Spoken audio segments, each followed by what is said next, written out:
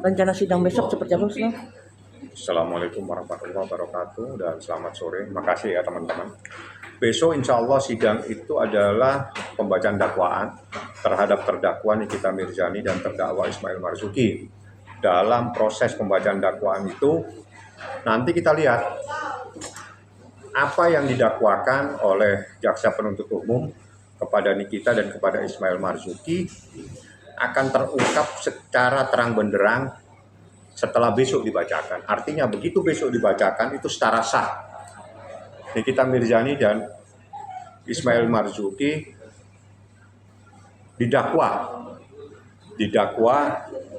perbuatannya melanggar pasal sekian seperti itu. Kita tunggu aja besok pagi seperti apa. Jadi kita lihat aja ya. Artinya tapi dari pihak Niki sendiri akan hadir ya Bang? Wajib hadir Nikita dan Ismail Marzuki hadir semua. Insya Allah sih ya, kalau biasanya sih ya kalau Nadia dalam tahanan pasti jam 9 ke atas, jam 10 seperti itu. Tapi dari pihak sebelah sendiri? Nggak ada kewajiban. Dia nggak wajib hadir, nggak wajib. Tapi dari Niki sendiri seperti apa Bang? Mungkin keyakinan Abang bahwa itu tidak ada terjadi pemerasan? Nggak ada. Kalau itu saya bisa tegaskan nggak ada. Dan besok lebih jelas lagi sah. Secara sah itu besok nanti seperti apa. Jadi kita tunggu besok lah. Apakah selama ini yang disampaikan kepada masyarakat atau masyarakat yang mengetahui ada tidaknya dugaan tindak pidana pemerasan itu benar atau tidak, itu besok pagi bisa kita ketahui. Tapi Bang, secara pasti beredar kabar kan bahwa sebenarnya pasal pemerasan itu dihilangkan dan bahkan malah ada yang terbaru lagi Bang. Itu seperti apa sih menanggapi hal itu Bang? Nggak bisa kita tanggapi kalau kita nggak mendengarkan besok. Kalau besok sudah dakwaannya dibacakan dengan pasal-pasal yang ada, maka disitulah kita tahu dakwaan itu pasal sekian, undang-undang apa. Jadi kalau selama belum saya membaca, belum mendengarkan, belum disampaikan secara resmi di pengadilan, saya belum berani menanggapi seperti itu. Tapi seandainya ternyata pasal pemerasan itu tidak ada, apa yang akan Abang lakukan? Besok akan menyampaikan sesuatu saya. Tapi apakah Abang akan benar-benar akan menggugat balik yang lebih ini lagi atau gimana Bang? Kita lihat besok. Saya kan belum mendengarkan. Nanti setelah saya mendengarkan dan ada informasi, ya baru kita bisa sampaikan. Dan hari ini artinya pasti ada komunikasi kan antara Abang dengan pihak Oh iya, itu apa, Bang? kewajiban seorang advokat berkomunikasi dengan kliennya untuk persiapan sidang besok seperti itu. Seperti apa Bang mungkin kesiapan dari Niki? Nggak ada, kita sampaikan nih besok siang ini dakwaannya kamu baca. Kalau memang ada yang nggak benar, sampaikan nggak benar. Kalau memang ada sesuatu yang tidak masuk akal di dalam dakwaan ini, sampaikan aja. Tapi inilah yang ditunggu-tunggu oleh Niki. Ya, Niki menunggu ini karena bagi Niki saatnya dia membela dan mencari kebenaran atas peristiwa yang disangka dan sekarang didakwakan kepada Nikita. Sidang Fadel juga akan dilakukan hari Rabu, seperti apa Bang? Ya, Fadil dilakukan Rabu tapi sidangnya tertutup untuk umum karena itu kan sidang kasus anak dan kasus pencabulan ya. Tertutup untuk umum, kita nggak tahu seperti apa. Yang jelas nanti jaksa pasti akan memanggil. Pertama kali yang dipanggil adalah pelapor. Dalam hal ini adalah Nikita Mirzani. Setelah itu saksi korban, yaitu Laura dan saksi-saksi yang lainnya. Jadi mungkin kita lihat aja, kita tunggulah hari Rabu itu pembacaan dakwaan seperti apa ya. Tapi dari pihak Niki sendiri gimana Bang? Kan dari pihak Fadel sendiri kan sempat ada kabar bahwa mereka ingin berdamai gitu. Ya cari jalan bagaimana bisa bertemu Nikita. Cari jalan bagaimana caranya dia pintar mencari jalan bisa ketemu dengan Nikita. Tapi dari pihak Nikita sendiri saya nggak tahu karena saya selama ini tidak membahas perkaranya Nikita saja.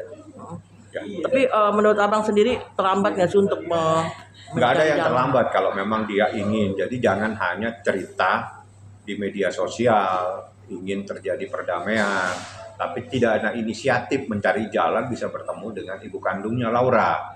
Ya kan sama aja, nggak ada gunanya yang disampaikan. Tapi kalau memang dia ingin ikhtiar mencari jalan bisa bertemu, entah dengan cara yang bagaimana. Tapi mungkin mereka agak khawatir kali Bang.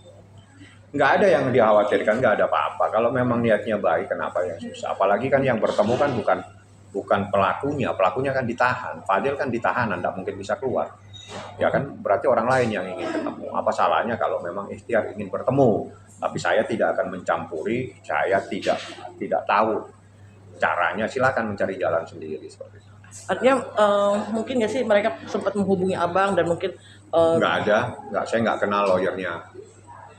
Adik-adik memang adik saya, dalam artian secara organisasi profesi pasti adalah rekan advokat, tapi dalam struktur usia dia adik. tapi Laura sendiri untuk menghadapi sidang ini seperti apa bang? Dia siap lah, kan mau tidak mau kan dia harus siap. Seperti itu. Nanti saya lah yang akan coba untuk membawa, menghadirkan Laura dan saksi-saksi yang lain. Jadi tanggal 23 itu tanggal 25 itu ya. Ya. 25 itu jadi sidang dari laporan dari Nikita Mirzani. Laporan Nikita Mirzani, nanti yang dibacakan itu adalah dakwaan daripada terhadap Fadil. Nah, nanti seperti apa ya kita tuh, karena itu kan tertutup untuk umum, nggak boleh. Sidangnya tertutup gitu. Tapi kalau jalan sidang seperti itu artinya pertama dari pelapor dulu Enggak, pembacaan dakwaan dulu. Dari pembacaan dakwaan kalau ada eksepsi, kalau habis eksepsi tanggapan jaksa, baru putusan sela. Kalau enggak ada eksepsi langsung pemeriksaan pelapor. Nah, tapi kita tunggu, makanya kita nggak bisa apa-apa kalau kita tidak tahu hari Rabu itu sidangnya apa ya.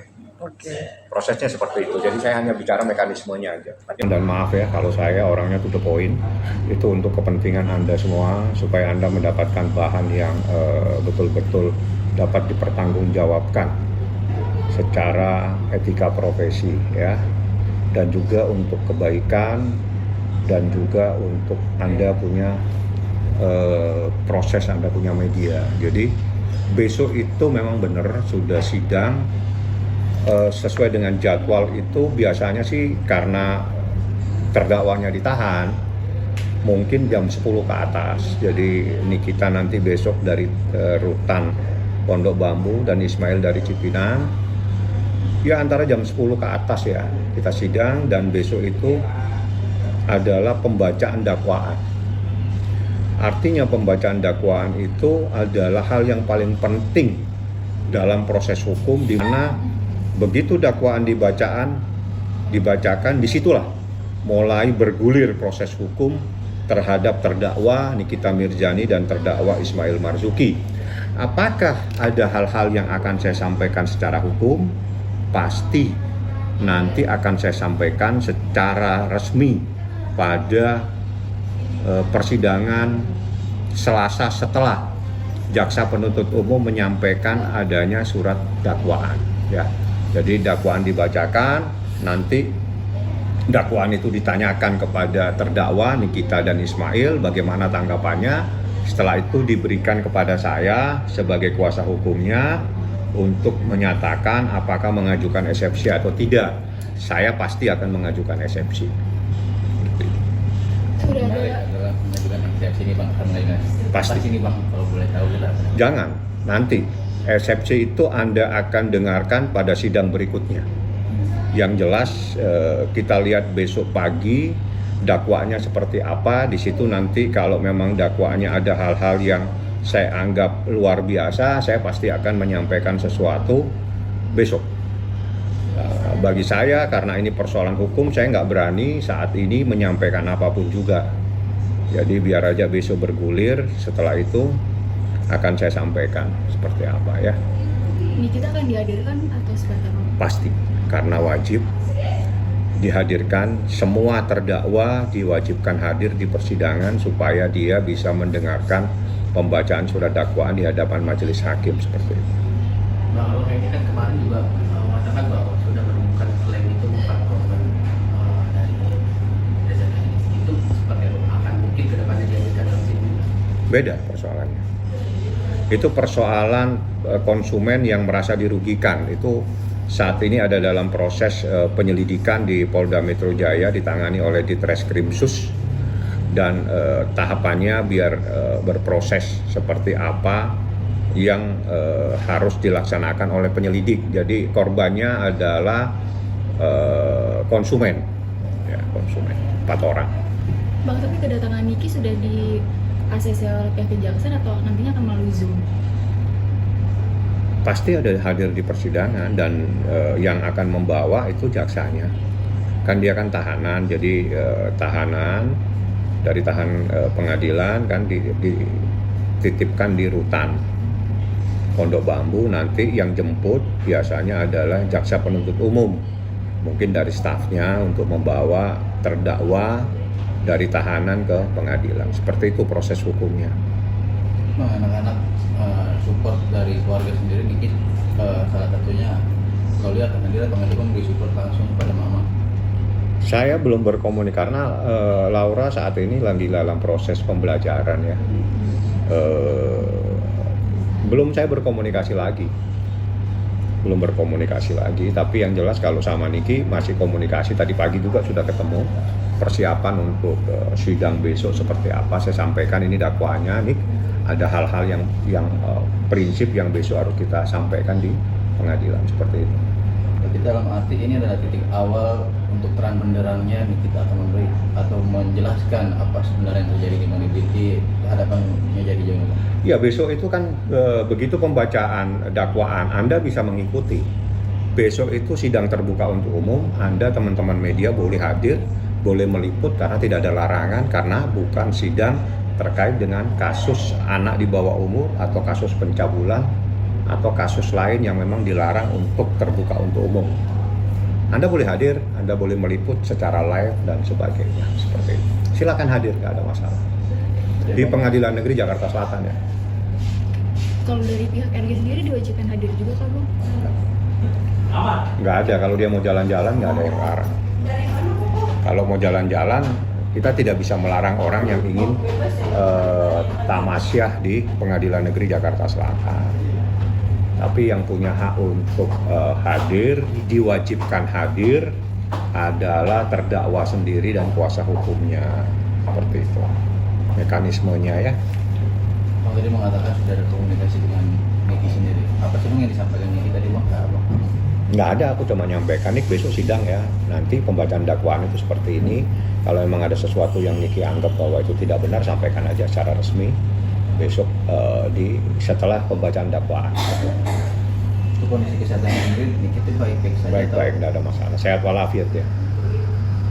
Berarti benar-benar memang 100% siap untuk hadir dalam sidang. Iya, harus hadir, bukan persoalan siap, diwajibkan hadir karena memang dakwaan itu harus dibacakan di hadapan majelis hakim di pengadilan atau di persidangan yang terbuka untuk umum seperti itu. Mail juga kan hadir berarti ya, Bang? Mail juga sama-sama.